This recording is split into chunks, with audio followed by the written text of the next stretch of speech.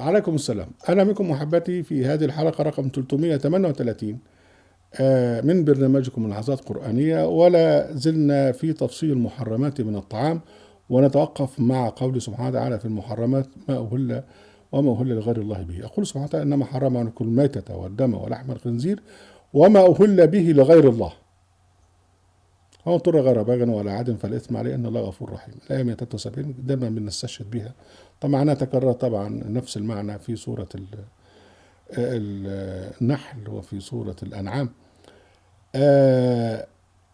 هنا بقى حكاية ما أهل به لغير الله، يعني النذور التي تقدم للآلهة المقدسة، سواء كانت حية أو ميتة، سواء كانت مذبوحة أو كانت طعاما عاديا. احنا عندنا بقى نوعين: عندنا القبور المقدسة، قبر الحسين والقبر المنسوب الرجس المنسوب للنبي عليه السلام وهو بريء منه.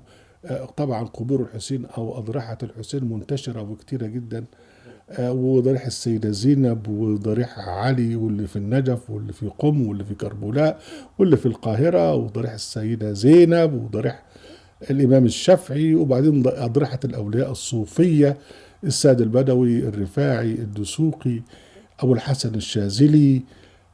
في كل حتة في كل مصيبة تلاقي أضرحة مقدسة، قبور مقدسة، والناس يذهبون إليها في الموالد والأعياد ويقدمون لها، يذبحون عندها الذبائح ويقدمون الطعام. يعني لو حتى واحد خد صينية فيها عيش وطعمية وفيها كذا من غير لحمة، حرام.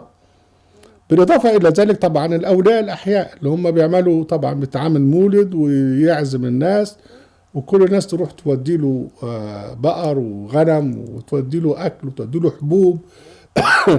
الأكل من هذا وذاك حرام. الشيء الغريب بقى إن هم يمسكوا لك في قضية لحم الخنزير ويقول لك كذا كذا، وهم بياكلوا رجس من عمل الشيطان في الموالد وفي الأعياد الدينية بتاعتهم، وعند القبور المقدسة بتاعتهم، وعند الأولياء اللي هم بيروحوا يبوسوا على إيديهم ويركعوا إليهم ويقدمون يعني الطعام ويعملوا بقى أكل وبتاع، ويقول لك حتة اللحمة يقول لك دي نفحة، خد نفحة دي من سيدنا إلى آخره. ده الأكل ده كله حرام.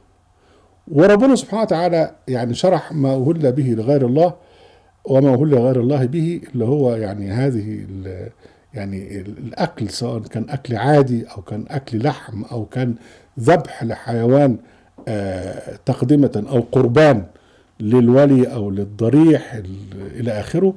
ربنا أضاف في سورة المائدة قال: وما ذبح على النصب، اللي هو ما هو غير الله به، قال لك وما ذبح على النصب، يعني الذي يذبح على القبر المقدس. دي كانت موجودة طبعا في العصر الجاهلي، وكانت موجودة وقت نزول القرآن، ولسه موجودة لغاية دلوقتي برضو.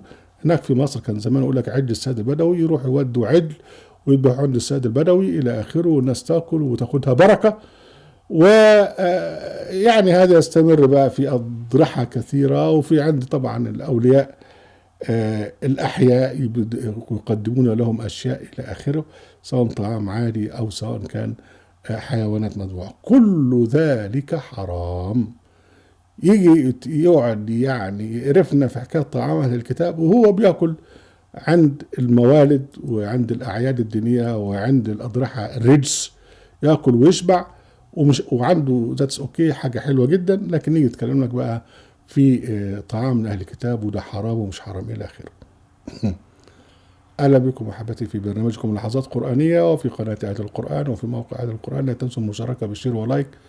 وعليكم السلام.